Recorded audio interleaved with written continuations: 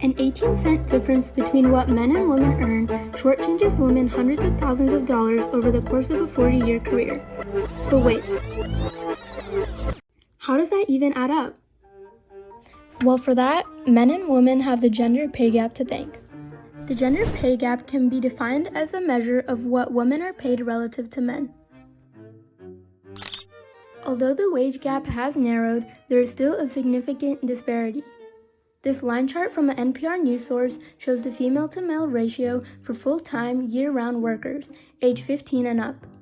This chart gives a good view at how the pay gap has changed from 1960 to 2020.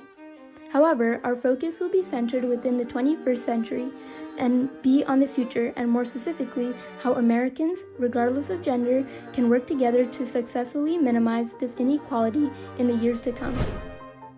To clarify, wage gap calculations reflect the ratio of earnings for women and men across all industries. They do not reflect a direct comparison of women and men doing identical work. This ensures that the data represents and takes into account the multitude of factors driving the gender wage gap. According to an article written by Robin Blewis from the 2021 Center for American Progress, factors that go into calculating the 18 cents include sex, race and ethnicity, gender identity, sexual orientation, disability status, and racial discrimination. Among these factors, racial discrimination proves to be the most significant. This chart depicts specific statistics about how the gender pay gap can vary amongst races. For instance, while Asian women earn 90 cents for every dollar a man makes, Hispanic or Latino women only make 54. It is important to note that this data is calculated based on median earnings data from the U.S. Census Bureau of 2018. So while it does not necessarily represent each individual woman's personal experiences, it is still an insightful way to clearly see the unfair difference in earnings between genders. If the various charts and graphs don't put into perspective for you just how much women are losing per dollar in comparison to their male counterparts, then this next fact may assist. Equal pay day in the United States symbolizes how far into the year women must work to earn what men earned in the previous year. This year, it turns out that on average, women only had to work 74 extra days into 2022 to catch up to what men earned in 2021. This day is March 15th, and believe it or not, this is the earliest the occasion has been marked. Falling 8 days earlier than last year, it proves to be an incremental achievement. This annual loss of money for most women puts them in a risky financial predicament. This one penny adds up every single year of a woman's career. Latinas working full-time, year-round, stand to lose more than $1.1 million, and Black women will miss out on close to $1 million. Think about all the things this money could have went towards: college tuition for a mother's children, or even basic necessities. Overall, it goes without saying that an equal pay day should not have to exist in the first place. Some people believe that women can close the pay gap by choosing different occupations. However, it is much more complicated than that. Along with the different factors that relate to women in specific, men constitute greater shares of certain types of jobs or occupations, and women greater shares in others.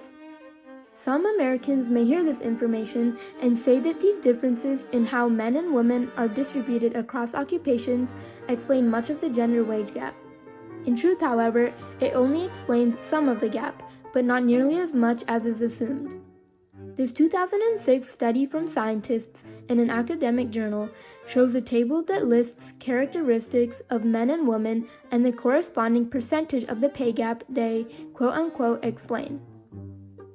41% of the gender wage gap cannot be explained, even when gender differences in education, experience, industries, occupations, and union status are taken into account. Based on these calculations, the gender wage ratio is around 80%. If women had the same human capital characteristics such as education and experience, racial composition, industry, occupational distribution, and union coverage as men, the adjusted ratio would rise to 91% of men's wages. But why not 100%? This residual gap is thought to have been a product of the impact of children on women's wages, since evidence of a negative effect on children on wages has been obtained through analysis done by Jane Waldgolf, a professor for the prevention of children's and youth problems in 1998.